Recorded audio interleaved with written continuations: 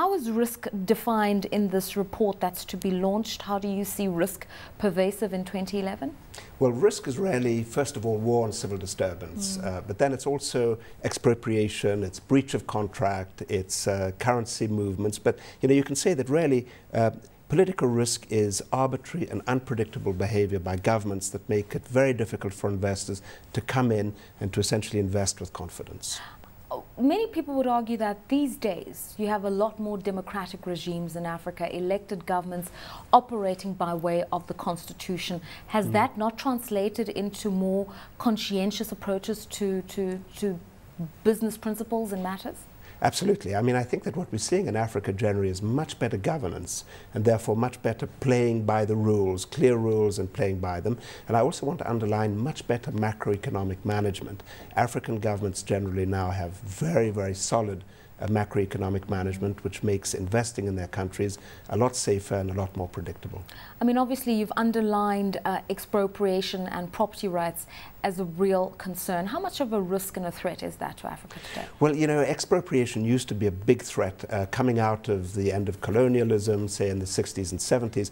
That's really passed by now. But what we're seeing increasingly is sort of creeping expropriation. That is, tweaking the rules of the game, asking for an extra payment from telecoms companies, suggesting that they, invest in assets that they may not have wanted to, or that they hire members of certain politically exposed families and the like. So it's no longer the big expropriation events we had before, but it's much more the chipping away at the property rights that we see. I mean, obviously South Africa's been a good barometer of international perceptions on Africa, and when we've seen a strengthening South African rand, inflows into bond markets, it suggested that currency risk was less of an issue.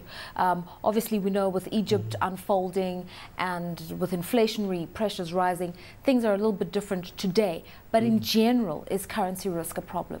Well, I mean, I think that what we're seeing is that the South African rand, and with it many of the rand of the middle income countries, the BRICS as we call them, in some ways are appreciating because of the money flowing into these countries, because frankly the euro now, the eurozone, is not in a very good state with Greece, with Ireland and the like. The dollar's weak because of a massive sort of a launch that Obama's gone through. So I think what we're seeing now, in some ways, the risk is almost an overvaluation of these currencies in middle income countries. So I'm saying in some ways it's too much of a good thing, but certainly it does show that everyone wants to invest in countries like South Africa because that's where the good returns are found. And what about these other fragile states in Africa? How serious is the issue of currency risk being treated? And I mean, obviously there are hedging strategies that Kobe can talk to us about. Absolutely. Well, I mean, some of the countries are in the West African franc zone, and those obviously are in some ways better protected. I'm thinking of countries like Cote d'Ivoire, currently going through a lot of uncertainty, but they do have the franc zone unless they leave it. For the other countries, clearly there is a risk of these currencies, and clearly this, I must say that no insurer, not MIGA, or not any private insurer, will actually guarantee you against movements in currency, the euro versus the dollar, the rand versus the yen. What we will is when the currency cannot be taken out of the country, converted from rand into dollars or euros and taken out of the currency, the country, that is what can be covered. And I think absolutely, for movements of currency, we're talking really here about hedging. Right. Let's talk about that a little bit here, because what we do have is a situation where a lot of African currencies are not tradable currencies, and this then adds to the cost of repatriating capital once you've made your investment and are looking to cash in the returns. Look, I mean, firstly, I think any investment in Africa has to be a long-term investment. Very often, very large projects usually get priced in dollars. They don't get priced in the local currency, and it's obviously a very long-term type movement. And then whatever commodity you're extracting out of the country can be priced immediately into dollars as well. So that's a lot of what's happening in Africa at the moment. The spotlight obviously is on Africa because the world needs the commodities. The world needs a bigger agricultural base, and Africa is the place and the frontier that you can go and achieve those kind of goals. And that's why you're seeing the investment. And I'd like to go one step further and say that, and maybe I'll get shot for this, but maybe the world financial crisis that we've gone through has been very good for Africa, because it's been able to allow American investors and European investors to re-look their risk premiums and re-look investment in other areas, because all of a sudden what we thought was risk in those economies wasn't really risk, and it just turned the whole ideology of risk completely on its head. You talk about risk premiums, and there's the whole question of pricing risk, because we know that high risk, high returns, and so people will come to frontier markets irrespective of the problems. The question is, what are they prepared to pay for it? And we're seeing bond yields going up, especially with what's happened in Egypt. It's had some sort of an effect, not a fundamentally detrimental one, but certainly an effect on how risk is perceived. And priced. Yeah.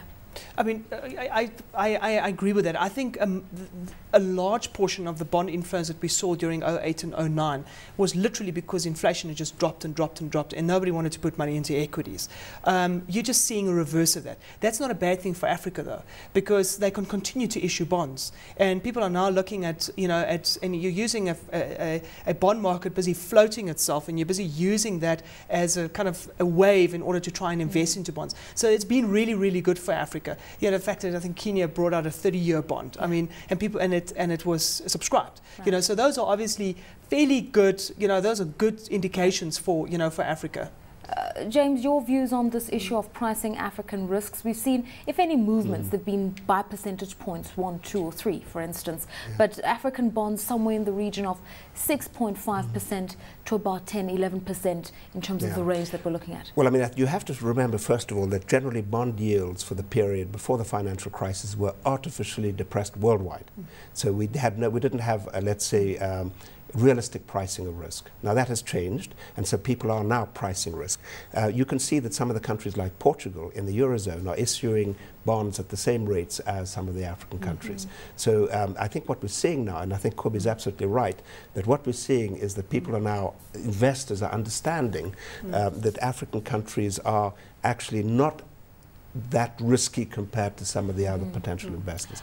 So these are quite reasonable bond rates, 6 through 10 or 11% is probably what you would expect in the market today. You mentioned another risk being civil disturbance, and I think what's happened in North Africa really personifies, for lack of a better term, the kind of agitation that exists at the moment, what unemployment, rising food and fuel prices can do just by way of social unrest. How much is that a threat to the rest of sub-Saharan Africa? Well, I mean, I think that you've put your finger on it, that the key issue in North Africa is youth unemployment. And the youth unemployment comes from two things. One, schooling systems that haven't been able to provide the kinds of skills that the young need to be employable. And two, economies that really don't have very good business environments for investors. So you don't get much investment. You know probably that Egypt invests in a year what South Korea invests in a day. So you can see that here that these are not dynamic economies, and they're not creating opportunities for the youth, and that is a time bomb.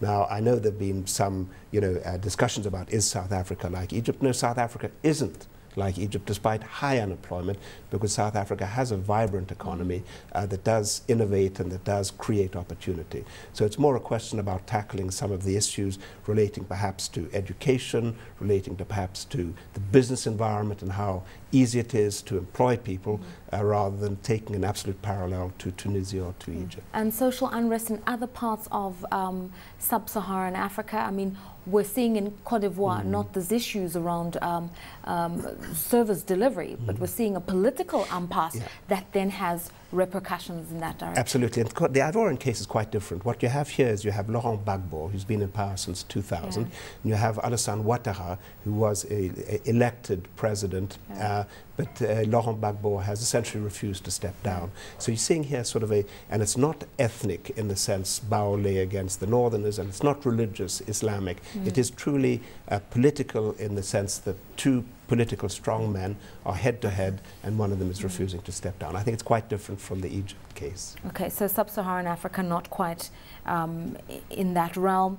Nationalization, we talk about it, government insists it's not policy, and yet it's still a talking point. Does that unnerve investors? Well, obviously it's not good for investors to have that kind of talk, but I think investors are pretty realistic, and they know the South African economy and they know the South African government, and this kind of talk, it would seem to me, is not at all taken with the way that some of the behavior would be in the rest of the world. So I'm actually quite optimistic.